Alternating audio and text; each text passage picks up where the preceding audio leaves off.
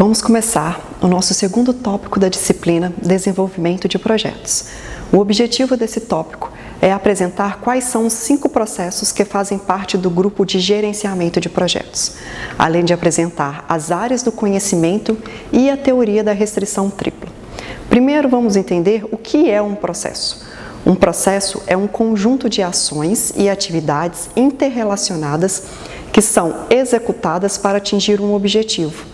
Cada processo ele é caracterizado por suas entradas, as ferramentas e técnicas que vão ser aplicadas e as saídas. Ou seja, o processo, imagina-se um fluxo onde a gente tem ali nas entradas os recursos, mão de obra, informações, irão se aplicar ali ferramentas e técnicas, métodos, templates, para poder processar essas informações e no final nós temos então uma saída, um resultado desse processamento, que pode ser encaminhado para um próximo processo ou pode ser um resultado final.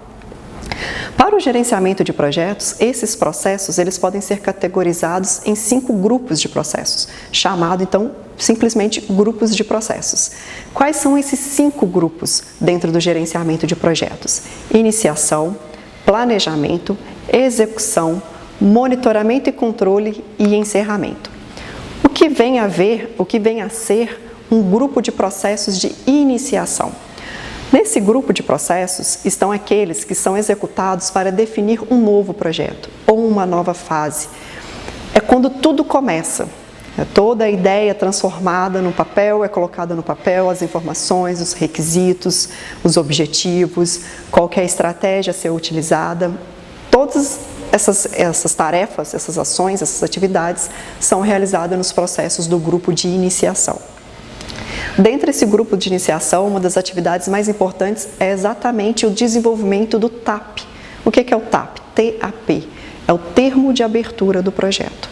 Exatamente nesse termo de abertura do projeto é onde são definidos alguns requisitos, como objetivo, como prazos, como recursos, enfim.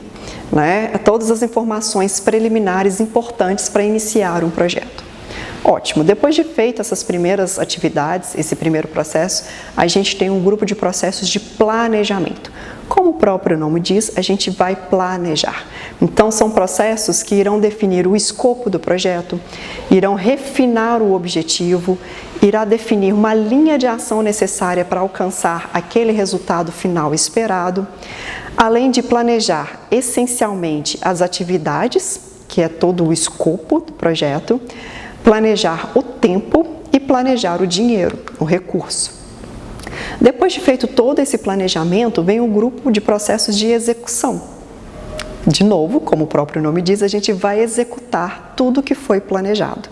Então, nesse momento, a gente pega ali o plano, resultado do planejamento e executa, de forma a caminhar para a obtenção do resultado final.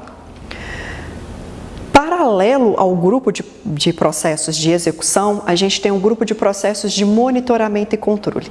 Na verdade, não é só esses 2 grupos que estão em paralelo. Pelo PMBOK, a gente tem uma figura que ela é ciclo, ela é circular, ou seja, o tempo todo um desses processos está alimentando o outro. Por quê? Porque nesse exemplo aqui que nós estamos agora, do grupo de processos de monitoramento e controle, para a gente poder monitorar algo que está sendo executado, a gente precisa definir lá no planejamento alguns indicadores, alguns índices de acompanhamento.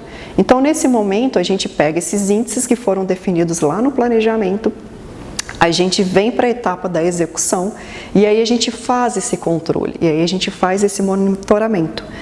Então, são processos que vão exigir acompanhamento, analisar e controlar o progresso do projeto, o desempenho do projeto, identificar qualquer área que precisa de uma mudança e acionar essas mudanças necessárias, além de iniciar todos os processos necessários de adaptação, sempre com o intuito de obter aquele resultado final.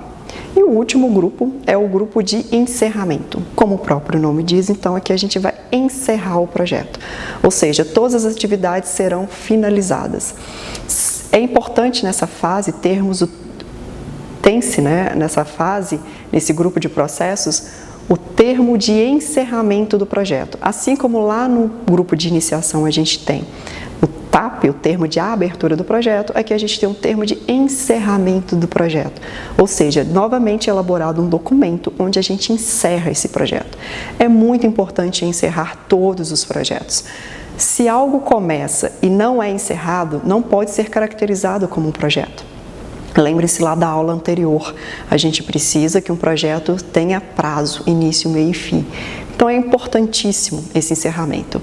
Existem alguns dados em que a maioria dos projetos que são ditos como um fracasso, né, aqueles projetos que não alcançaram o resultado final pretendido, vem da falta de encerramento. Por quê? Porque se você não coloca um prazo para poder encerrar o projeto, aquelas atividades vão se estendendo, se estendendo, se estendendo e nunca obtém seu resultado final. É importante encerrar. A gente vai observar que é necessário encerrar mesmo que foi observado um desvio muito grande durante a execução do projeto. Olha, aconteceu aqui algo que não estava previsto e algo que impede a continuação desse projeto. No entanto, vamos encerrar o projeto. A gente vai dizer o motivo pelo qual ele está sendo encerrado, se foi ou não alcançado o objetivo final. De qualquer forma, é importante esse termo de encerramento. Encerra-se o projeto com sucesso, obteve-se o resultado esperado. Encerra-se o projeto com sucesso parcial, né?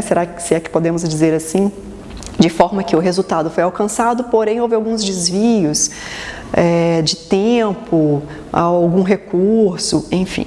Né? O importante é que é necessário ter o encerramento do projeto. Dentro desses grupos todos de processo, cada um desses processos pode abranger diversas áreas de conhecimento. E segundo o PMBOK, esses conhecimentos que vêm até como característica do próprio conceito de gerenciamento de projetos, esses conhecimentos eles podem ser divididos e categorizados em 10 áreas distintas, né, em 10 áreas diferentes. Quais são essas áreas? A gente tem a área de conhecimento da integração, ou seja, integração do projeto, o escopo do projeto, o tempo do projeto, custos do projeto, qualidade do projeto, recursos humanos, comunicações, riscos, aquisições e partes interessadas do projeto. Então, aí nós temos as 10 áreas de conhecimento. Importante, então, a gente passar por cada uma delas, algumas um pouco mais aprofundada e outro um pouco mais rápido, até mesmo pela importância que a gente vai ver no final dessa aula, que é na teoria da restrição tripla. Então, vamos começar aqui com a área de escopo. Então, o que vem a ser o gerenciamento do escopo do projeto? Nessa área de conhecimento, inclui-se os processos necessários para assegurar que o projeto tenha o trabalho necessário, o esforço necessário para terminar o projeto. Nem a mais, nem a menos, aquilo que se é necessário. Assim como um planejamento, né? Eu costumo fazer a pergunta para os alunos para eles refletirem e pensarem. Quando eu planejo que eu vou executar 10 atividades em 20 dias e lá no final eu entrego o meu projeto com 15 dias, ou seja, né, eu consegui antecipar 5 dias no meu prazo e em vez de executar 10 atividades eu consegui ali me organizar e durante a execução foram 8.